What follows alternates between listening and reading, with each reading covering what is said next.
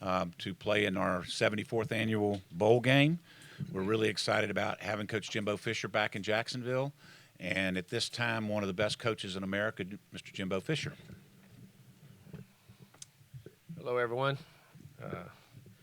This year's come winding to an end as it's kind of feels like we're just in start of practice, fall practice just the other day. I know sometimes you think it goes long, but boy, when you look back, it goes fast. And it's been a tremendous year, and we're very excited to be here in the TaxSlayer Gator Bowl. I mean, the first time A&M's been in a bowl game in Florida since 1957, so I think that's a great accomplishment by these guys. And like I say, Florida holds such a tremendous amount of great games, and it's always great to be here. And it's also, you can expand your brand. As like I say, everybody now is in a national brand. We want to recruit Texas and be in Texas as much as we possibly can, but you have to go nationally. And the state of Florida also has a bunch of good players, and we've got quite a few on our team from Florida and got some guys that we've recruited, so it's great to be here. But excited for these guys and what they've accomplished and how long, the things that we've been through this year. We got three of our outstanding players: Eric McCoy, our center; Travion Williams, our tailback; and Landis Durham, our defensive end. All three guys have been not only tremendous players for us all year, but tremendous leaders. And like I say, guys have been in another system before I got here. And to come in and say, your junior and senior year, that something new is coming in. Some guys, you can fight that, you can buck that. These guys didn't. They bought in 1,000%, and why the success we had and why our team, the attitude of our team, the demeanor of our team went was because of these guys' leadership, and they're spreading the word, as I say, and the message in which we send and on our unity councils and the thing in which we do. The guys did an outstanding job. But like I say, we're very excited to be here. It's going to be a great opponent against NC State. I know NC State very well. I know Coach Dave Dorn very well. Dave's a heck of a football coach and has done a tremendous job wherever he's been. Great defensive mind and also a great head coach. He's built NC State up, and I think the last 2 years will be the record back-to-back wins, I think, for them ever, most wins in 2 seasons ever.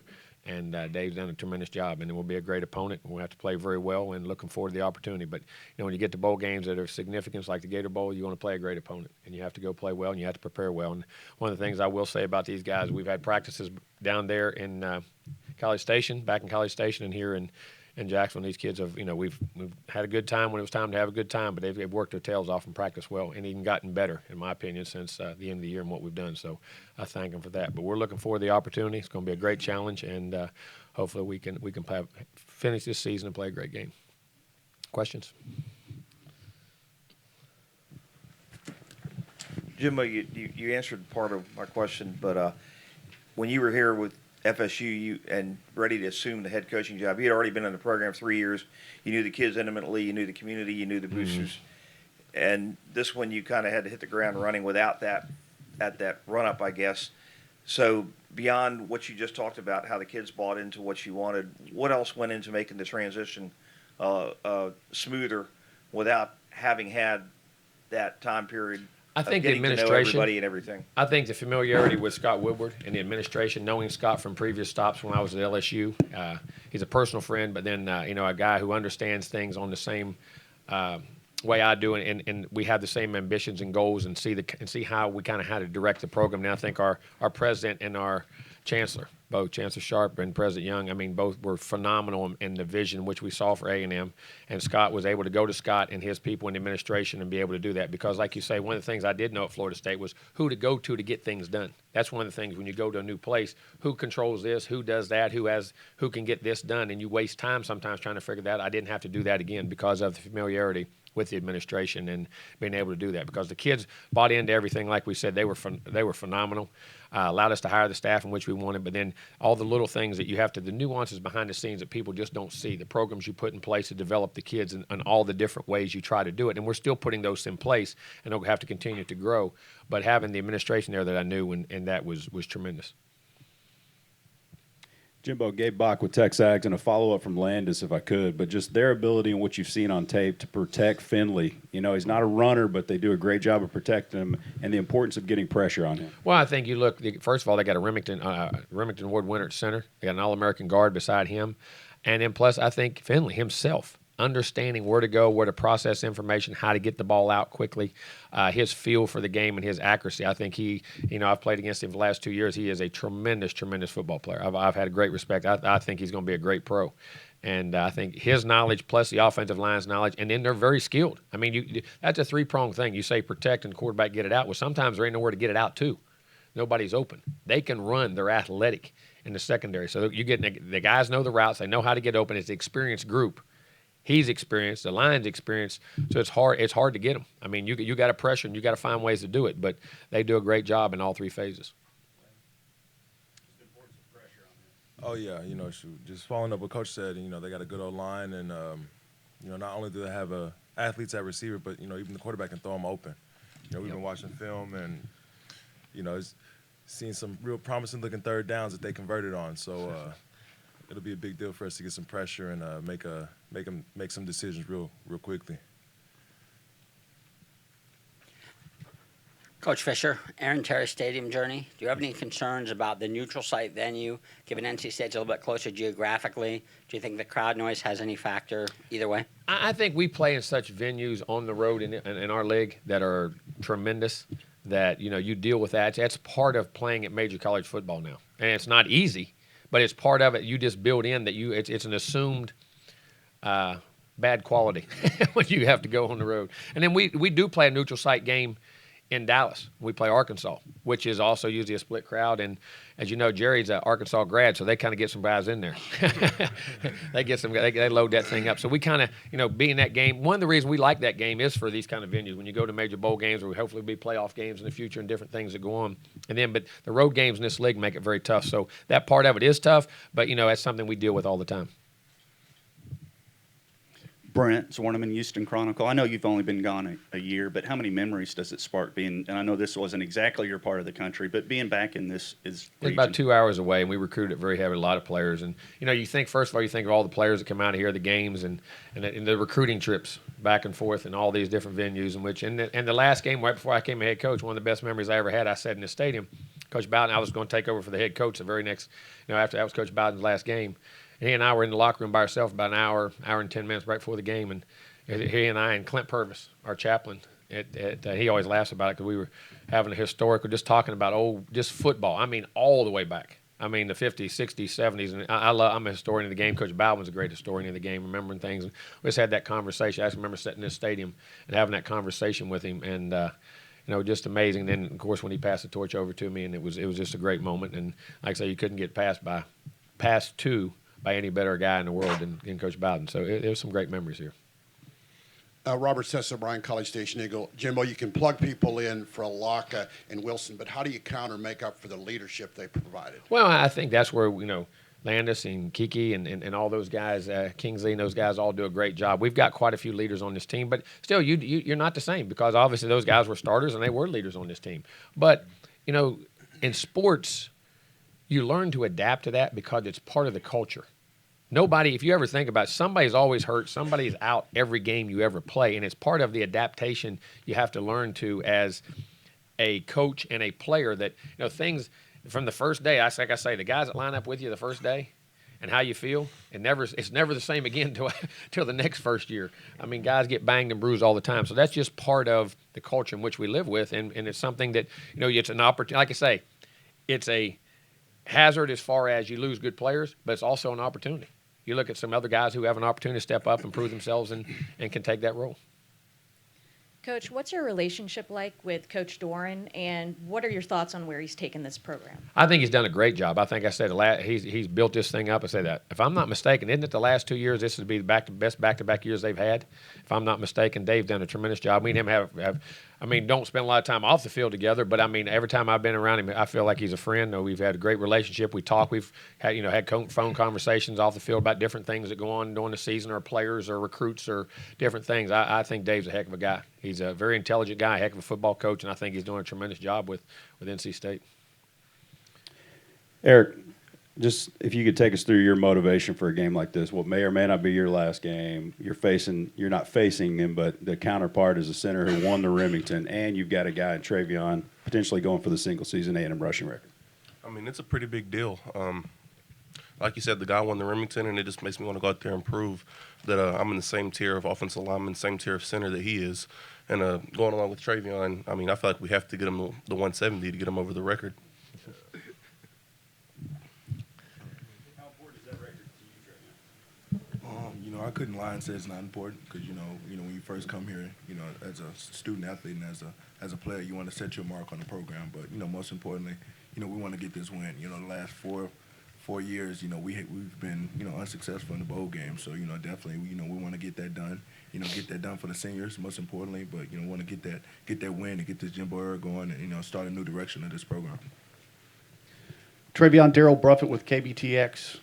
How much better do you think your offense is now than maybe when you guys started the month of November, just with the role that you guys are on right now? Yeah, I definitely feel like we've improved. You get better week by week, and I definitely feel like we've shown that on tape. We've become more acclimated to the offense. We're learning the ins and outs, and just basically just not going out there thinking, just going out there and reacting. And I definitely feel like the practices that we endure in the game situation that we're put in. And I definitely feel like those are learning moments, and teachable moments that we improve on week by week. So I definitely feel like we've had a great bowl preparation. I definitely feel like we're ready to go out there and get a win for this bowl game. Travis Brown, Bryan College Station Eagle. Coach, a lot of good quality quarterbacks in your depth. Would you ever consider taking someone like Connor Blumrook with his athleticism and moving him around somewhere I think else? you always evaluate where you're at in your program and where guys can help in different positions or different things. And I think that's one of the things about like how we like to recruit. Now, I didn't recruit Connor, but Connor is a tremendous athlete. There's a lot of versatility there that he could do a lot of things. And if a young man is open to that, and when I was at Florida State, we moved quite a few guys. Cam Irving moved over from defense to offense.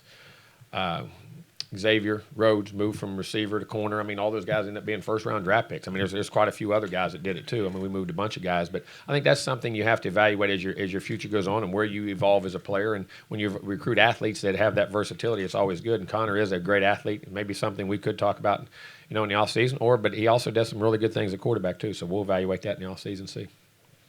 Jimbo, back here. If you were to finish the season top 20, where would that put you in your schedule of what you want to do things at A&M? I never had a schedule. What I have is putting things in place to get a foundation for an organization and then start developing that in the right way. I think we're putting a great foundation down for our understanding of what we do. I don't have a set schedule where you have to be, what you have to be, because so many things can go up and down, and years can vary depending on different things that happen. I think we're on schedule in that our players have bought in and understand the culture in which we want to build, the way we want to play with the physicality and the toughness and the competitiveness in which we want to play, and the detail and the class in which we want to do it with. I think from that standpoint, that's how the foundation starts, and I think it's been a tremendously successful year this year. We've won some games that, we broke some streaks that we didn't, and we let a couple get away in that part. But the more important thing was developing the culture of how we play, the way we think, the way we expect to win at A&M. And, if you're in the top 20, that's great. That's obviously where you want to be. You want to be in the top 15, you want to be in the top 10. Heck, you want to win the whole thing. You got to get there. So this game is an important game in that regard, but more importantly, it's a regard of how you play, not just always your results early in your development of where you're at.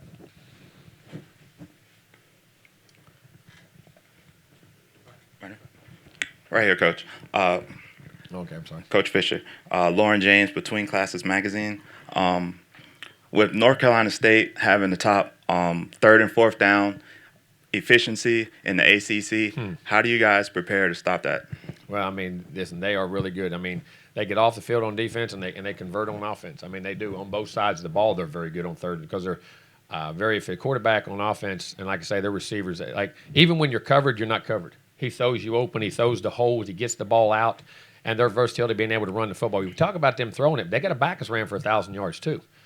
So they can run the football, and then diversity in which they cause. And on defense, Dave Huxtable always does a great job of mixing zone and man, two-man, and Tampa, and all the blitzes and the things he does. So we worked hard on third down, that situational football, red zone and third down, and all your different, first down, your shots, your 2 minutes. All those things are something we try to take a lot of pride in which we try to work very hard. But that's going to be a key to the game. Can you get the extra 3 downs on offense, and can you get off on defense? That's going to be a big key in this game.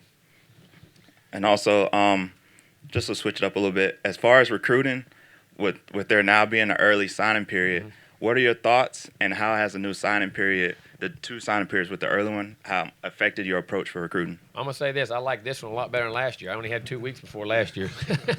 It's tough on a new coach. I'm not going to lie about that. When you come in, you got 2 weeks to hang, or 3 weeks to hang on to a new class. Last year, I was saying, hey, don't sign with nobody. Hang on. Let me come see you in January. This year, we're saying, hey, sign. So, it does. But and I'm going to tell you this. It is good for football, I think, to have an early signing period. I personally would like to see it at the end of summer. I personally still think it's best at the end of summer because the wear and tear it takes on coaches and assistant coaches during the season, and even players and head coaches would know My guy's he's signed. He knows what he's doing. He doesn't have to do with all the recruiting rhetoric that goes on. I think they would know there and just as well as they do now. But I do think it's good, and not being able to have to go through January, and you're still figuring out what your class is and going through bowl. I mean, people don't understand bowl preparation and recruiting is one of the hardest times there is, because you're trying to put a game plan together, practice all day, and then you go recruit all night, fly back in the next morning and do it for about 2 or 3 weeks. Now it'll drain you. I mean, it's part of it. And then the other thing is you're recruiting now in so many different. You're recruiting used to be. I can remember you went in spring to figure out the seniors you were recruiting in the fall. I know that's hard to believe. We didn't totally know back in the day. I mean, the early 90s, mid 90s, you were still going to evaluate your seniors and maybe a little bit of juniors, and you saw the juniors, but figuring out who you're going to recruit, get to summer camp, all those types of things. Now you're recruiting freshmen, sophomores, and juniors, and that time in January now for a head coach. See, I can only go out in December and January. Now, I can't go have contact with the juniors and sophomores, but the outstanding guys that you're going to be recruiting, you can at least make a presence in their school. Talk to their coach, talk to a counselor, talk to the janitor, talk to the equipment guy, talk to the people around there and find out a little bit, because before, it was hard as a head coach to make a difference in this game as far as your presence out recruiting. And I think right now it's important for head coaches to get out and spread the word, and it's great when head coaches come in the building. I think it creates excitement for the game, because before we were just having to target where you're visiting that day, the visit you had that night, and all those things. And I think in January it does let you promote the game a little more and get to some of your lower class guys, for lower classmen guys that you're recruiting, and where you're trying to develop and find out more about him. Because as a head coach, I don't ever get to see him practice. I could watch a basketball game maybe. I'm not allowed to evaluate him, but I can go evaluate him playing a high school basketball game or see something like that. It was hard for head coaches to ever do that. So I think the early signing period is good. I think it's tough where it's at, but it's going to stay there for a while. Landis, Darrell Bruffett with KBTX. Can you talk about the schedule that you guys have played and getting you prepared for the Gator Bowl, and the fact that you played number 1 Alabama and number 2 Clemson, and just how that gets you ready for a North Carolina State team? I mean, yeah, we've been in some pretty big games this past year. But we come each game with the same approach. Everybody's trying to do their jobs. There's all 11 of us on the field at the same time trying to, take care of their individual jobs. And so, every single one of us, we're dependent on, the other 10 to do what they got to do so we can have a positive outcome. But just with games like that, I think it's pretty big for us because, we got our handful of seniors, we got a handful of young guys that are coming back. But, up to this point, we're all we're on the same page, So this team's done a lot of growing together this past year. And, I really like where we are right now, So I'm feeling really good going into this game. That was kind of along the lines of my question. How much did it help in setting that foundation now that you faced both Clemson and Alabama this season? And then next year you've got those two and Georgia on the schedule. Thanks for reminding me. Yeah, and who you got? We got them all 1, 2, and 3. We hadn't had 1 and 2. We went 1, 2, and 3. No, that's good. But I think you play in the SEC. You played LSU. You played Auburn on the road. You played Mississippi State, one of the best defenses in all of college football. Every game is just Kentucky. You play in the SEC. You do get battle tested, and also the venues you go into. And I think that's one of the biggest things about our league is it's not just the home field advantage you have at Kyle Field, which I don't think there's anything like. But when you go on the road to go play at Alabama, you go play at Auburn, you go play at all those venues, it does toughen you up, and it doesn't make it any easier. Now, that doesn't mean NC State isn't just as good as those guys are better, but at least you face guys and been in situations where you've at least went through that tenure. Now you got to go play every week, and that's the thing about that league, that it does test you, and it reminds you can never take a week off. I don't care what you do, what you are, you can never take a week off. So hopefully we'll play and respond and learn from that and play a great game this week. You've seen them both in the title game. Who you got? Oh, Lord. It's going to be a great football. Right now they've obviously been the two best football teams in college football. They've been battle-tested on the road and things that go on. I think it's going to be a heck of a matchup. I think that, the new quarterback that Clemson has, they got the ability to get the ball vertical, the young receivers, and, that's what you saw when Oklahoma had success last week. They were able to get the ball vertical and make plays down the field, which will be very tested. But you don't think the big guy Clemson can run a lot better than you think he can. He can scramble and create plays, but on offense, but Alabama's so dynamic and big in front, it's hard to run the football on them. But then you turn around on Alabama on offense, they're just as dynamic or more dynamic, and they can run and balance. But Clemson's got a great. I think the matchup is very, very intriguing. Because both teams are strong, and right now they're definitely the two best teams in college football this year. So I think you're going to get another classic game that would come down the wire most likely.